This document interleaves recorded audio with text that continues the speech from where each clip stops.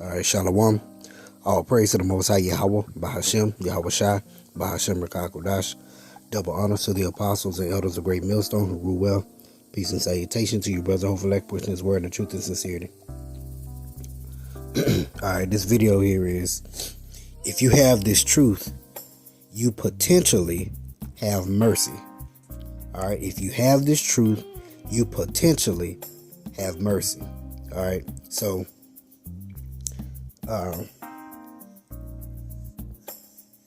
we can't take for granted just because we understand the scriptures or just because we have this truth.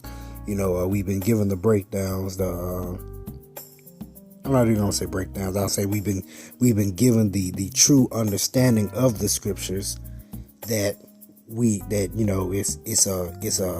our golden ticket. It's a guarantee to salvation, which is really not. Okay, because at the end of the day, it basically depends on if you've been selected to be of the elect or not. That's really what it boils down to.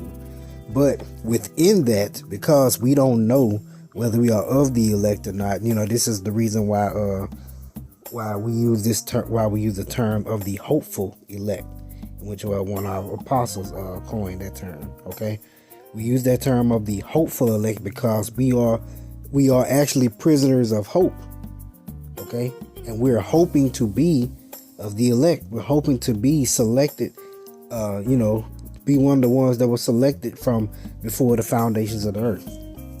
Okay, so this is why I say if you have this truth, you potentially have mercy. Okay, the Lord is having mercy on us to give us this knowledge, or He could be giving you this knowledge to mark you. Okay, this is why I say you potentially have it, because at the end of the day, we deserve death. Okay, this is Romans 6:23.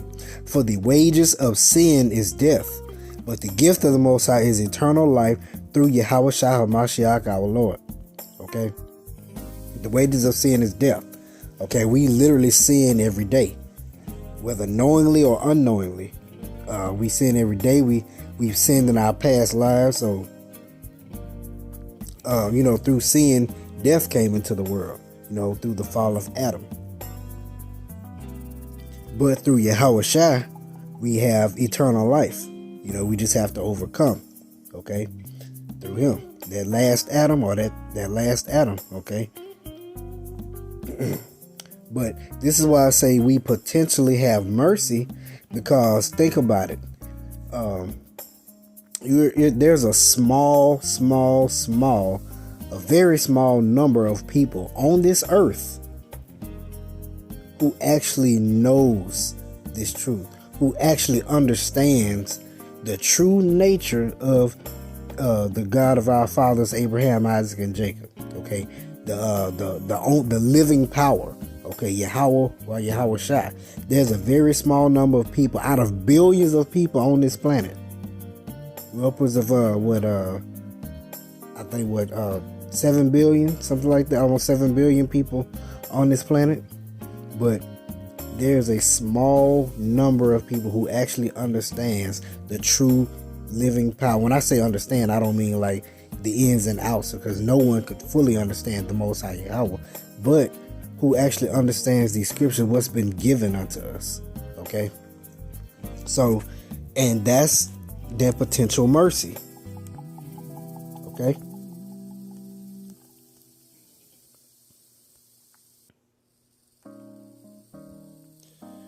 this is Isaiah chapter 29 verse 9. It says, stay yourselves and wonder, cry ye out and cry. They are drunken, but not with wine. They stagger, but not with strong drink. Okay, our people are drunk, but not with wine. They stagger, but not with strong drink. Okay, so what does that mean? All right, it doesn't mean that they're drunk. They're drunk and they're staggered because they've been drinking too much wine or been drinking too much strong drink. It's through the philosophies. Okay, but this is why it says, for the Lord hath poured out upon you the spirit of deep sleep, and hath closed your eyes. The prophets and your rulers, the seers, hath he covered. And if you've ever been in a deep sleep, which all of us have, if you've been in a deep sleep, you don't easily wake out of that. Well, that's what that term being a light sleeper. If you're a light sleeper, any little noise will wake you up. But if you're in a deep sleep, a lot of stuff can be going on, and you just you don't wake up. And most of our people are in a deep sleep. You could bring this truth, man. I've seen it, done it several times, gone through the scriptures, gone precept on precept, line upon line, here a little, there a little, breaking down. I'm talking about like 20, 30 precepts just to break down and give you the basics. I'm talking about breaking down to where even a 2-year-old can get it. And these people can't get it because they're in such a deep sleep.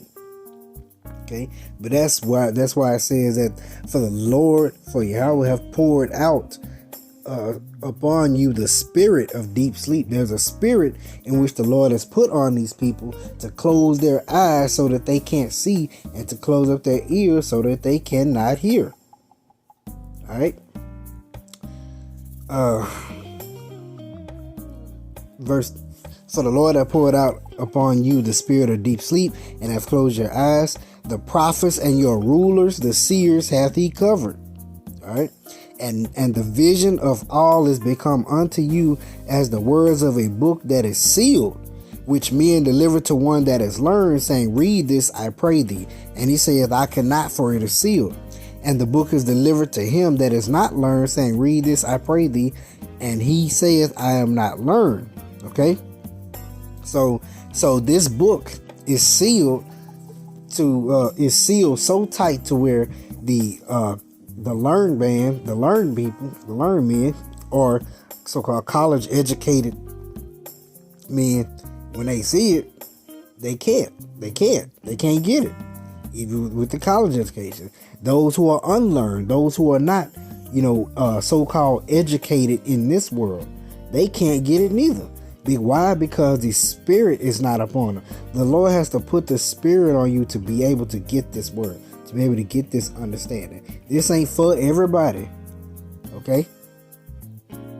But this is why I say, if you have this truth, you potentially have mercy, because it's not for everybody. But think about it. If you have it or you get it, it could potentially be for you, for your salvation. All right.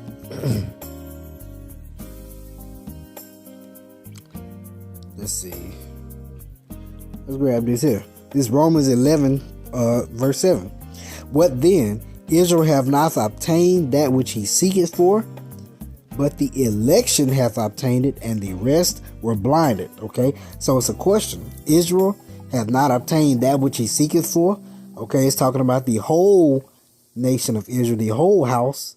Okay, because at this point, and this juncture on this side, it has not been given to the whole house of Israel. It's only been given to that select few, which is the elect.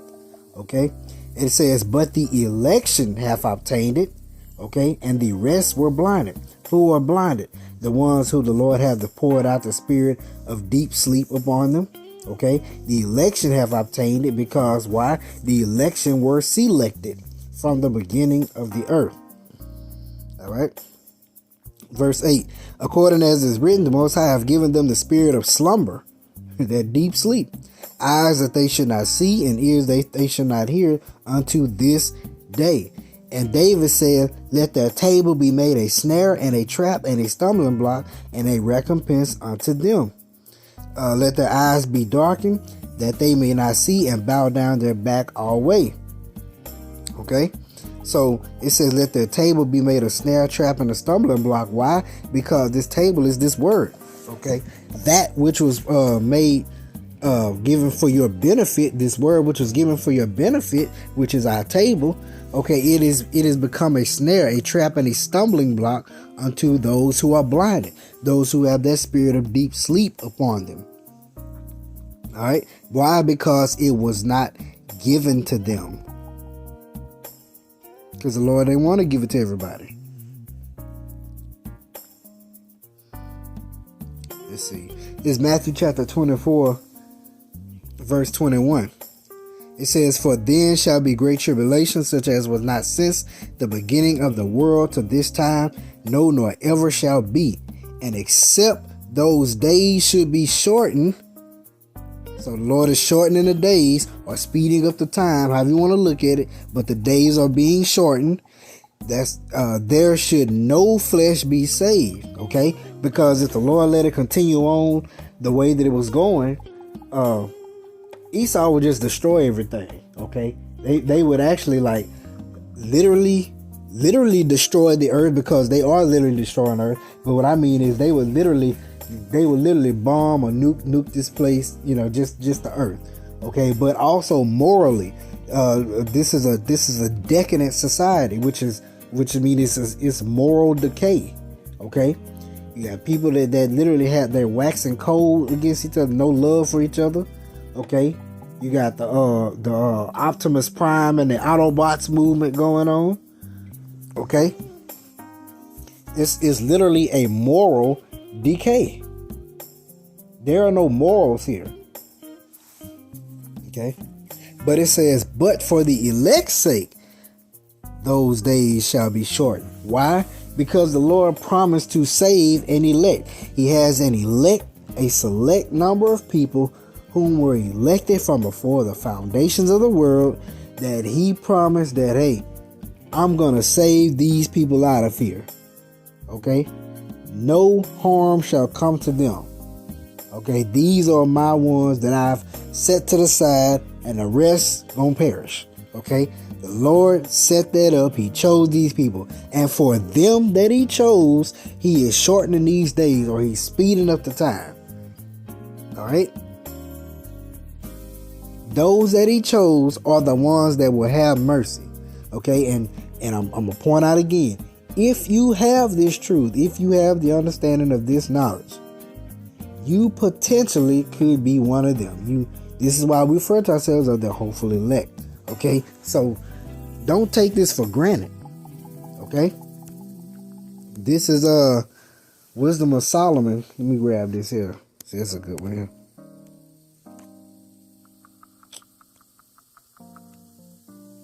I think it's verse 9.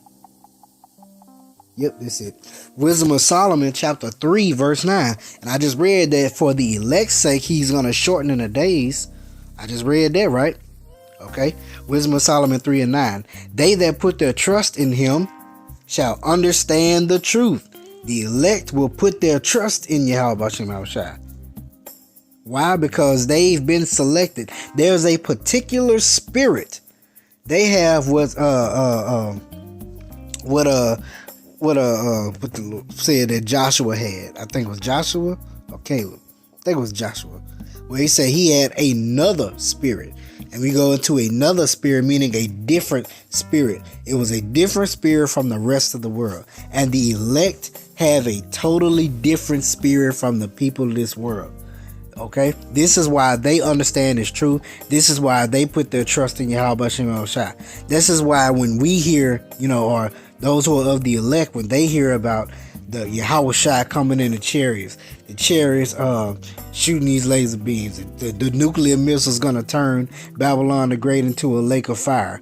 Okay, the Lord Yahweh Shai is coming with the host of heaven, the thousands of chariots, the thousands of angels. Okay, the Lord, he's gonna have a chariot that was described as being the size of a mountain.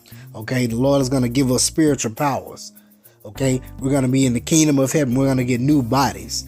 Okay, why does these things do not sound far-fetched to us? Those things are not going to sound far-fetched to the elect because they put their trust in him. Okay, they're not going to trust in this world. Okay, but it says, they that put their trust in him shall understand the truth, and such as be faithful in love shall abide with him.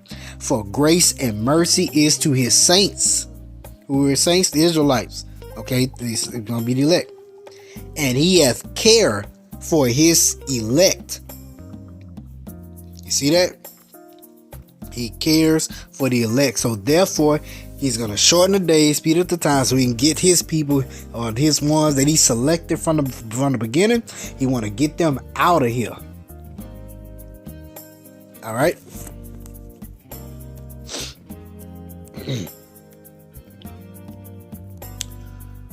Let's grab this one here. Zechariah chapter 13 verse 8. And it shall come to pass that in the land, saith the Lord, 2 parts therein shall be cut off and die, but the third shall be left therein.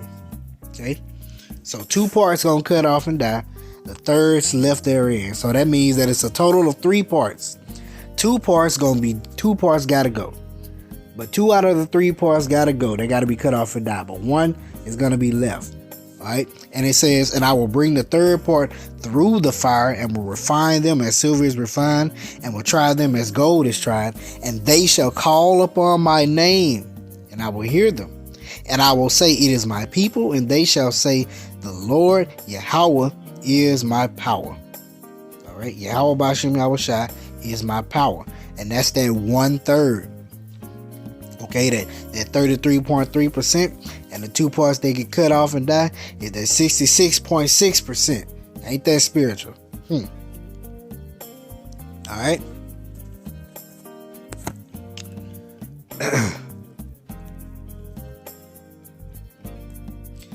It's Matthew chapter 13, and let's get straight to the point.